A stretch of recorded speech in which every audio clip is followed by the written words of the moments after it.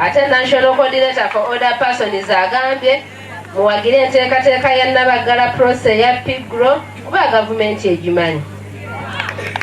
Kati akugoba ku nswa ndowooza yibwe oba kyeki? Babagoba ku nswa olabye abantu. So basebo ne bannyabo nze Nabagala process, the Director of PIGRO. PIGRO kitegeeza People Grow. Lwakuba tusalako obusazi nti pichi. Abalala mukole nga mwewana ababalungamiza kasate muva mu layini eno. Basebo ne bannyabo tuli wano okutongoza umbrella body, mukama akola umbrella body. Nebaza omukyala Nalumansi Dorothy ono tweddira gumu. Muzeeyi Museveni si mubi. Tuliwo okugenda maaso nga twogera nti Muzeeyi Museveni buli wantu ataddeyo ssente naye buvunaanyizibwa bwaffe okugendayo tuzijjeeyo kuba si yagezi kuleetera ku mulyango ewuwo.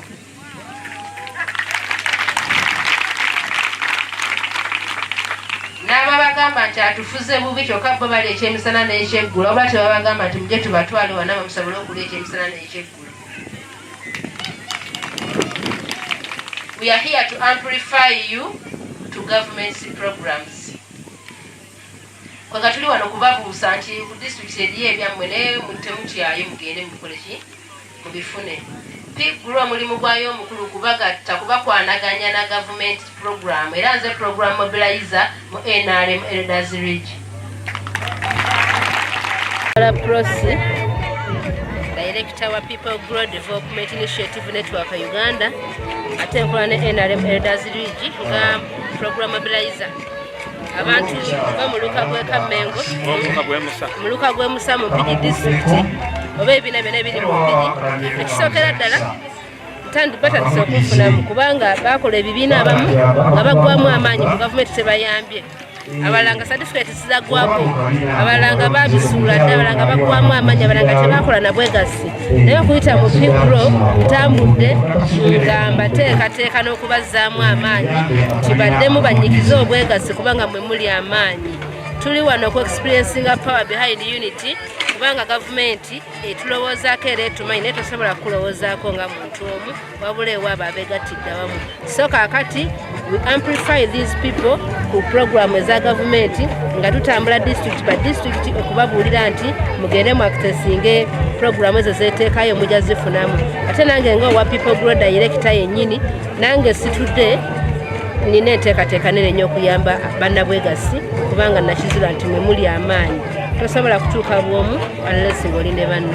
Mulize ebibiina 36 mu Mpigi district. Yes.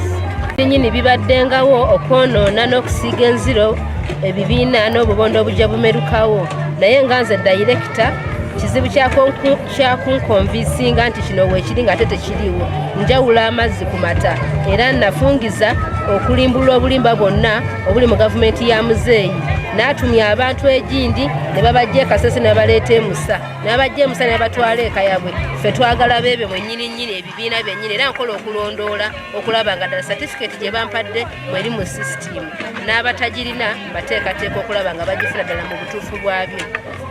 Yes. Nti abakadde muli wano nena mwe bingi mutakola ki bye mutamanyi. Kati gavumenti bwe yalabye nga tulina pigulo ate nga pigulo esobola okutuuka ku muntu wa wansi nga ffe tuli wano essaawa zino eno kwe kutuwa emmeeza neegamba mujje tukole ffenna. Bingi ebikwata ku pigulo ebirungi ebigirimu byesinza kulojja kati mbakuutira okubeera obumu ebyobufuzi byeme kututwala nnyo ate twagale nnyo pulezidenti waffe Museveni kubanga nkakasa ffe byonna bye tuliko bye tusaka esente yagenda ozikola ki yagenda okuzituwa kubanga yalina sente ne bw'onooba tomwagala naye nga yalina ki yalina sente ate yalina amaanyi. Kakati simanyi woonodde eri omwogereko ogaana okukola ebyo ebirina okuweesa essente ogenda kuzijjawa kubanga gwe newonookolawo ebibyo naye nga biri mu position tebijja kugguka ate nga nkakasa kituufu. Naye ffenna twaganye omukulembeze w'eggwanga kubanga tukakasa nti yagenda okutuwa kitukola ki kyetwagala. Pulezidenti abaagala nnyo obubaka obwa pulezidenti sijja bubagwa naye mukama wange abukola ki. Erinnya bampita Balikoowa Asumani ssentebe w'omuluka gw'e Musa eka Mengo mu Mpigi.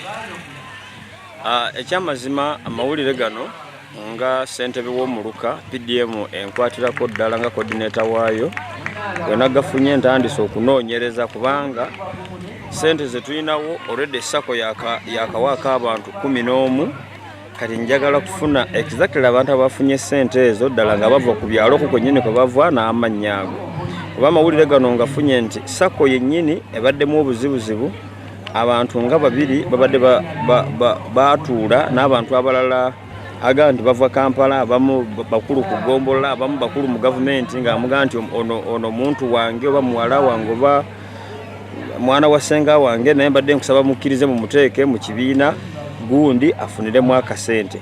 So eyo ensonga ngenda kuginoonyerezaako era ngiwadde wiiki emu ndishuwa nti bwe nkizuula nga ne ssentebe w'Erosu wano yakitegeera ssentebe n'ekibiina kyennyini omuntu oyo mwava ne sako mba nina kubatwala butereevu mu kkooti kubanga etteeka ligamba nti omuntu PDM alina kuba mu kibiina kwekyo ekyalo kyennyini kyaliko era kyalina okufunirako kuba buli kyalo kirina omugabo gwakyo era buli muluka gulina miliyoni zaakyo 10,000.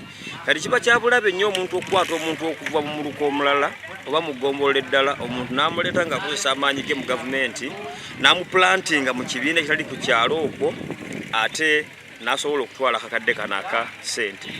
So bwe naaba nkizudde nga kituufu bonna bonna bekikwatako tewali kubuusabuusa mbateeka mu kkooti butereevu. Erinnya amannya bampita Asumani Balikoowa ssentebe wa LC2 w'omuluka guno ogw'e Musa. Challenge gye tulina endala ennene bwe bunene bw'omuluka. Omuluka guno gwe gusinga obunene mu disitulikiti y'e Mpigi kuba guliko ekizinga nakyo kumpi kyenkana Gombolola Ddamba naye ate bakigatta ku muluka guno. Kati wetwogerera ffe gavumenti tuwa milioni 10 buli muluka naye omuluka gwaffe abantu abaasabye omwaka guno ababadde lwedde nga bonna empapula zaabwe ziri awo bali 600.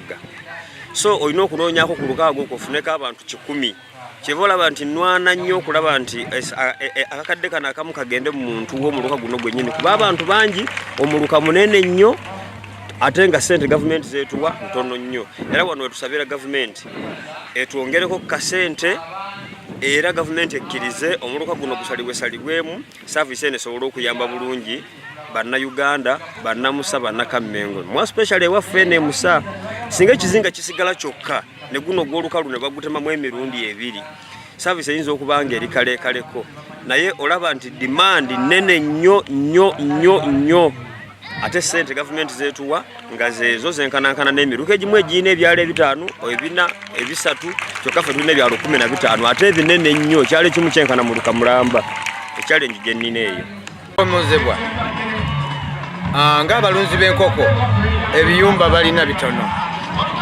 twetaagayo ku biyumba okubigaziyaako enkulaakulana yeyongere kwe kusomoza okusooka okwokubiri nti amazzi abamu enzizi zituli walako ate nga obusobozi bw'okuba nti bafunagana ag'enkuba okugatega ag'ennyumba tebannababutuukako bulungi abamu sebo bwetyo bwetuli okusomoza okukyaliwo naye singa batwongeramu ku nsimbi taata tujja kusobola okuba nti byonna tubituukako.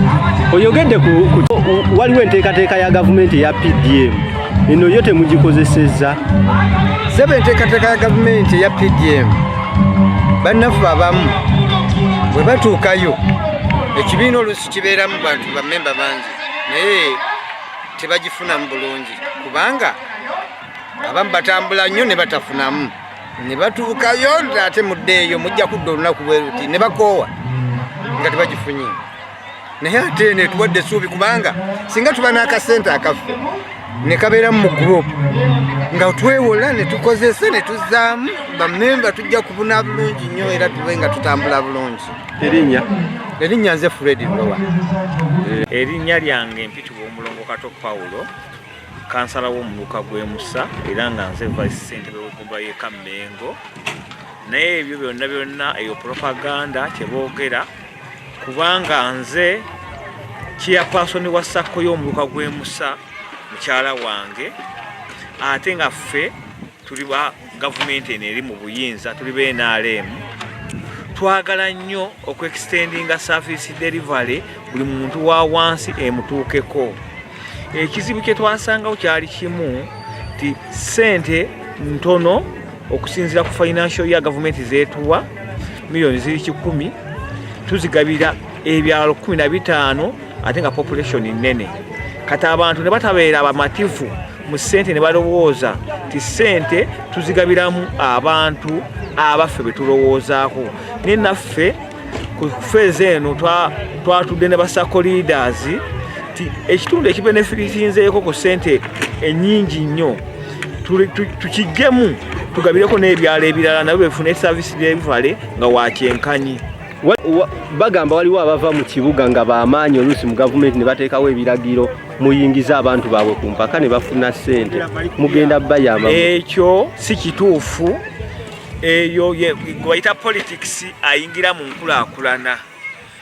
Politics bayingira mu nkulaakulana byonna bigootaana naye si kituufu era nange ku lwange nkivumirira kubanga bano abantu bwe tuweereza era bwe tuwa ssente tubamanyi tewali maka mu muluka gw'e Musa simanyi era mmanyi nti gundi katono mugerwa ye gundi nange ne mbalondwa ne mbatuukako kubanga ne bongamba nti ntwala ku ba beneficiaries ab'e Musa bonna nkola ki kubanga files tuzirina mu office zonna ziri well documented. Erinnya Kato Paulo vice w'eggombolola y'e Kammengo era ye kansala w'omuluka gw'e Musa.